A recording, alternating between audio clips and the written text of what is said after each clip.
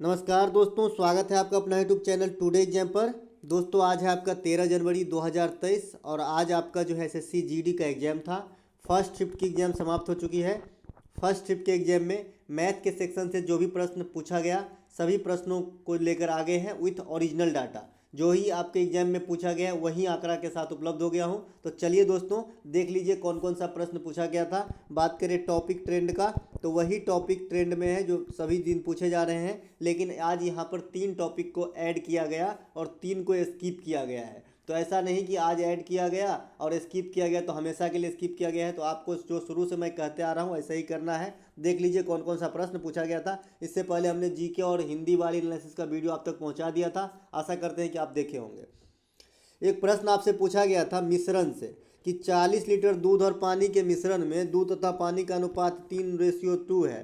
तो मिश्रण को 1:2 में करने के लिए कितना पानी मिलाया जाएगा। देखिए ऑप्शन से कर सकते थे आप, लेकिन फ़िलहाल यहाँ पे मेरे पास ऑप्शन नहीं है। तो भाई 5 यूनिट की वैल्यू है आपका 40, तो 1 यूनिट की वैल्यू हो जाएगा 8 लीटर।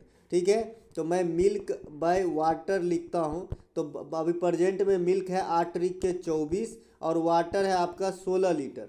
बोल रहा है इसे 1-2 में करना है और कुछ पानी ऐड करना है। अब मैं यहाँ से देख रहा हूँ 1 और 2 में करना है, पानी को ऐड करना है, लेकिन आपको दूध को ऐड नहीं करना है। तो ये 24 जो है ये 1 यूनिट के बराबर है, क्योंकि आप दूध तो ऐड कर नहीं रहे। दूध तो 24 लीटर रहेगा जो 1 का वैल्यू दे रहा है। तो 1 यूनिट का वैल्यू 24, तो हमें 2 यूनिट का वैल्यू कितना होना चाहिए 48।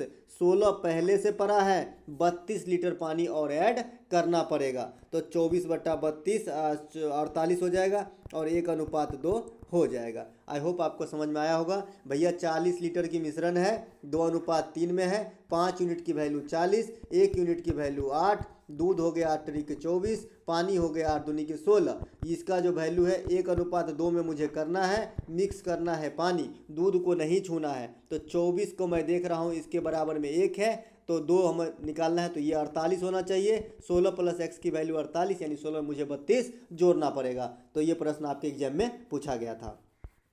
अगला एक प्रश्न पूछा गया था कि एक बेलन का आयतन 1540 घन मीटर है, यदि 7 मीटर त्रिज्या है तो बेलन की ऊंचाई क्या होगी। देखिए बेलन के बारे में मैंने आपको बता चुका है कि भाई बेलन कुछ इस प्रकार से होता है। ये आपका हाइट होता है और यहाँ से यहाँ तक रेडियस होता है, यहाँ से यहाँ तक अगर पूरा करेंगे तो आपका डायमीटर हो जाएगा। अगर वॉल्यूम की बात करें तो πr² होता है। वक्र पृष्ठ का बात करें है ना, पार्शियल जो एरिया होता है सरफेस एरिया, इसकी हम बात कर ले तो 2πrh होता है। और जो टोटल सरफेस एरिया होता है ये आपका 2πrh + 2πr² होता है। ये 2πr² कहाँ से आता है, क्योंकि इसका दोनों मुंह जो है सर्किलाकार है, वृत्ताकार है, और वृत्त का क्षेत्रफल होता है πr², इसलिए हम 2 बार जोड़ देते हैं। इसी में से 2πr कॉमन ले लेते हैं, h + r जो है आपका ये फाइनल सूत्र निकलता है संपूर्ण पृष्ठ का।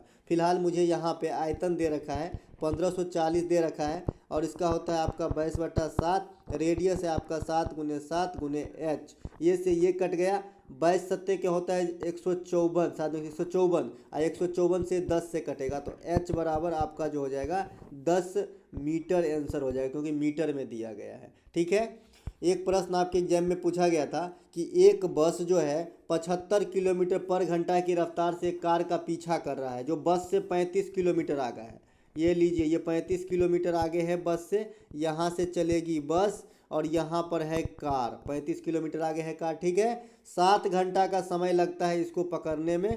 ठीक है, और दोनों समान दिशा में जाएगा तभी तो पकड़ेगा ना, मिलने का समय देता तब अलग बात होती। लेकिन बोल रहा है कि पकड़ने की बात कर रहा है, तो भाई अब आप भी इधर से चलो मैं इधर से चलो तो पकड़ोगे थोड़ी। ये पकड़ने का इंटेंशन थोड़ी होता, तो मिलने का इंटेंशन होती है ना। पकड़ने का मतलब होता है कि एक आदमी चल रहा है और तो कोई दूसरा ऑब्जेक्ट उससे फास्ट चल के उसे पकड़ा, उसे पकड़ना कहते हैं। लैंग्वेज को भी परखना बहुत ज़रूरी है एग्जाम के अंदर। ठीक है, तो ये आपको 7 आवर लग रहा है पकड़ने में।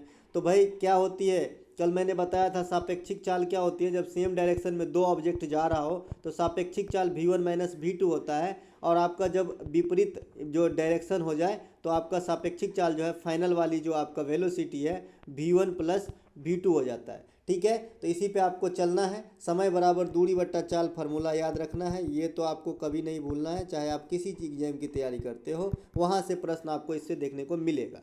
अब मैं इसी डाटा को बैठा देता हूँ मैथमेटिक्स के फॉर्म में।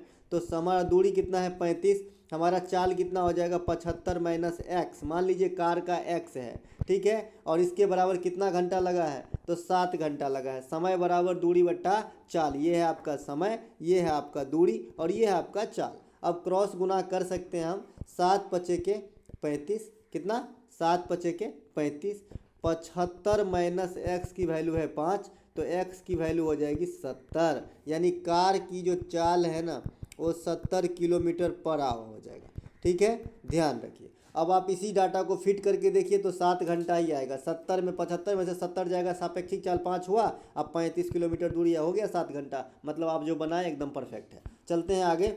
अगला प्रश्न है हमारा, कोई धन चक्रवृद्धि ब्याज की दर से 10 वर्षों में दुगुना तो कितने वर्षों में 64 गुना होगा। देखिए ये हमेशा आपके पावर के फॉर्म में दिया रहेगा ऐसा क्वेश्चन, अगर चक्रवृद्धि ब्याज में पूछता है तो, ठीक है। साधारण ब्याज में पूछता है तो ये बड़ा इजी है कि जैसे मान लीजिए कि 10 वर्षों में दुगुना, अगर साधारण ब्याज होता तो 64 गुना पूछ रहा है, तो सबसे पहले हम 2 गुना में से घटा देंगे तो 1 बचेगा बट्टा 10, और कितना गुना चाहिए 64 गुना, तो 64 में से 1 घटा देंगे 63 और बट्टा T2 है ना, तो T2 बराबर 630 साल में जो है 64 गुना हो जाएगा साधारण ब्याज के दर से, ठीक है।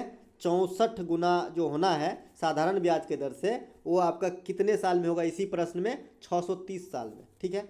लेकिन यहाँ पे अगर 64 गुना हो रहा है आपका, दुगुना हो रहा है आपका 10 वर्ष में, तो 64 गुना चाहिए आपका कंपाउंड इंटरेस्ट से, तो हमारा 10 वर्षों में हो जा रहा है दुगुना, 2 का पावर 1 है। अब मुझे 64 चाहिए तो 2 की पावर 6 करना पड़ेगा, और इसी पावर से हम गुना करते हैं। आप देखिए 10 गुने 1 10 है, तो 10 गुने 6 हमारा 60 हो जाएगा, यही 10 को हम इस पावर से गुना कर देते हैं, ठीक है। तो 60 वर्ष लगेगा 64 गुना होने में। अगला एक प्रश्न पूछा गया कि एक नाव है जिसमें 10 लड़के हैं जिसका औसत 24 वर्ष है, एक नया लड़का नाव में आ जाता है तो औसत 1 साल बढ़ जाता है, नया लड़का का औसत क्या है या फिर उम्र क्या है, ठीक है। यहाँ पे उम्र होना चाहिए, ठीक है, यहाँ उम्र होना चाहिए, ठीक है, औसत नहीं।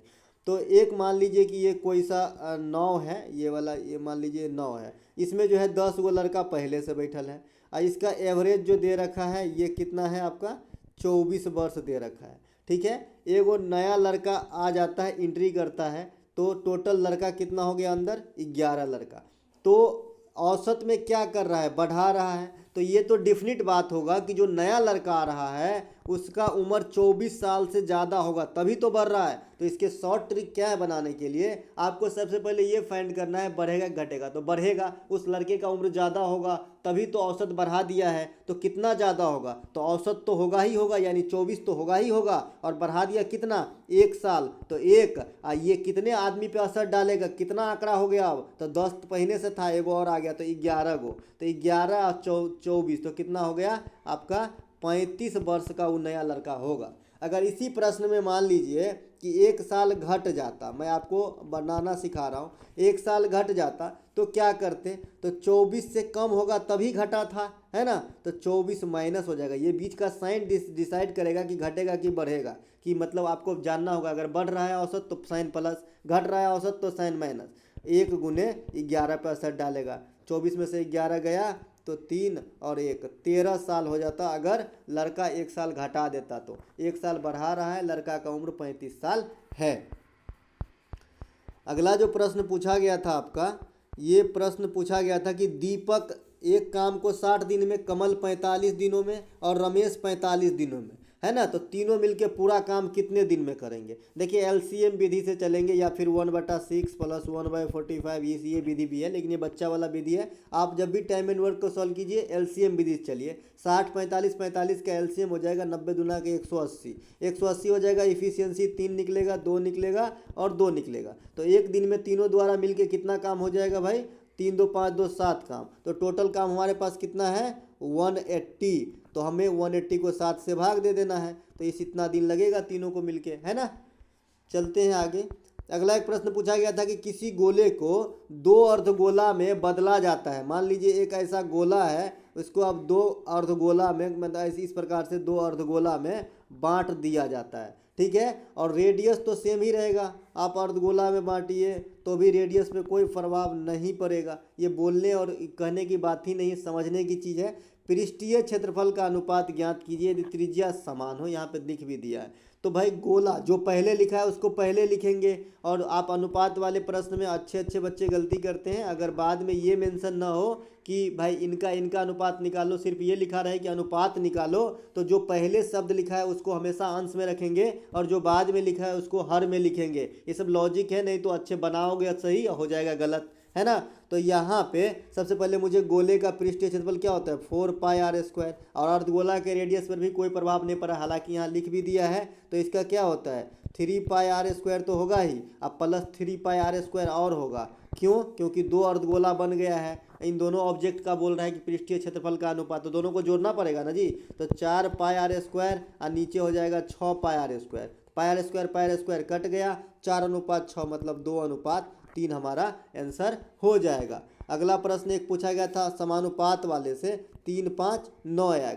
भाई मध्यानुपात रहता है तो दो ऑब्जेक्ट रहती है, दो ही वर्ड रहता है, दोनों को हम रूट में डालते हैं, मान लो x y है तो, और बाहर निकाल देते हैं। अगर तृतीयानुपात पूछता है तो दूसरका का स्क्वायर करते हैं, जैसे y²/x कर देते हैं ना, जो पहले स्थान पर लिखा रहता है वो नीचे में आता है, दूसरका स्थान वाले को स्क्वायर करते हैं, ठीक है। अगर समानुपात रहता है तो पहला बट्टा दूसरा, 3/5 बराबर 9/x, क्रॉस गुना कर लेते हैं, 3x बराबर हो जाएगा, आप काट दीजिए ना, तो x का वैल्यू आ जाएगा 15, ठीक है। तो ये पूछा गया था आपसे, सब दिन पूछे जा रहे हैं हम अनुपात समानुपात, ठीक है।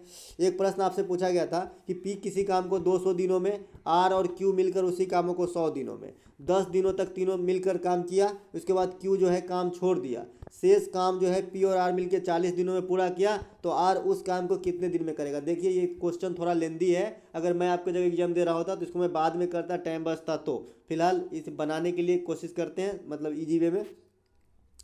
P किसी काम को 200 दिन में कर रहा है, तो मैं इफिशियंसी निकालूंगा एलसीएम विधि से, 200 और 100 का एलसीएम निकाल लेता हूँ, तो हो जाएगा हमारा 200।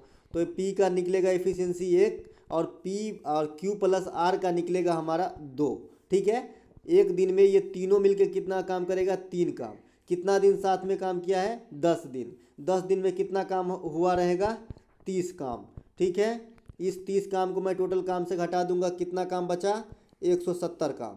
अब 170 काम में जो है P और R मिलके 40 दिनों में पूरा करता है। अब शेष काम जो है P और R मिलके जो है 40 दिनों में पूरा करता है। P और R मिलके 40 दिनों में पूरा करता है। तो P भी 40 दिन काम किया होगा, तो P की इफिशियंसी क्या है 1, तो P कितना काम किया होगा 40 दिन में 40 काम किया होगा, तो 130 काम अभी भी बचा है। और यही 40 दिन में कौन पूरा किया होगा R, क्योंकि P और R मिलके 170 कर रहा है, तो 40 अकेले P कर रहा है, तो R कितना 130 कर रहा है, तो 130 काम को करने में इसको लगा है 40 दिन। तो 1 0 से 1 0 कट गया, तो 13/4 जो है ये क्या निकला R का निकला है ना 13/4।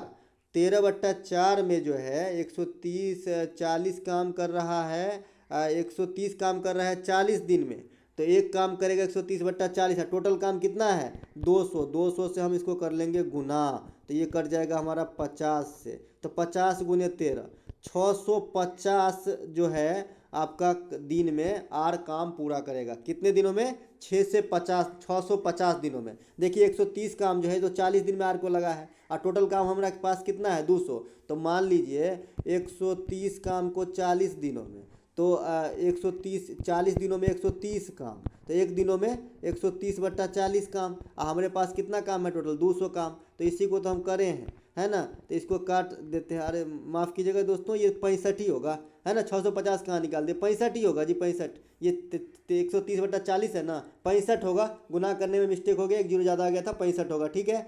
चलते हैं आगे। अगला एक प्रश्न पूछा गया था कि अंकित मूल्य पर 10% की छूट देने के बाद 10% का लाभ होता है, यदि अंकित मूल्य पर 25% की छूट दे तो लाभ या हानि प्रतिशत क्या होगा। देखिए ये प्रश्न को मैं ऑप्शन से करूंगा, ऑप्शन से चलूंगा। फिलहाल मैं तरीका बता देता हूं, नहीं तो वीडियो लेंदी हो जाएगा, मुझे सेकेंड शिफ्ट का वीडियो भी लाना है ना। देखिए तो इसमें क्या है, मैं 100 रुपये अगर रिटेन प्राइस मान लूँ तो पहला स्टेप में ये क्या हो जाएगा 10% जो है लाभ घटाने के बाद, छूट देने के बाद 90 रुपया, और ये 90 रुपया CP का कितना प्रतिशत हो जाएगा 110%। क्यों बोल रहा है कि 10% जब छूटो दे दिया ना रिटेन प्राइस पे, ये हमारा एमपी है, रिटेन प्राइस पे 10% का जब छूट भी दे दिया तो 10% का लाभ हुआ, तो सीपी का 110% हुआ। हमने 100% निकालना है तो 90/1110 करना है और 100 से गुना करना है। ये हमारा निकल के आ गया क्या, सीपी निकल के आ गया। अब हमको कितना में बेचना है, 25% रिटेन प्राइस पे छूट करके, तो हमें रिटेन प्राइस 100 रुपये माना था तो 75 रुपया में बेचना है। अब मैं देख रहा हूँ कि इसको 0 से काटेंगे 900/11, 8 से कुछ ज़्यादा मतलब 80 से कुछ ज़्यादा होगा, 75 रुपया मतलब हानि हो रही है। ठीक है, तो इसमें से पहले 75 को घटाएंगे, कितना हानि हुआ, हानि गुने 100 अब बट्टा क्रय मूल्य। ठीक है, ये क्रय मूल्य आपका निकल आया है 900/11। ठीक है, ऐसे बनाना है इसको, कैलकुलेटिव था थोड़ा। तो दोस्तों ये थे आज के सभी मैथमेटिक्स के प्रश्न जो आपके एग्जाम में पूछे गए थे। अगर आपको अच्छा लगे तो लाइक कीजिएगा। मिलेंगे सेकेंड शिफ्ट के जीके जीएस वाले वीडियो के नेक्स्ट, तब तक के लिए जय हिंद।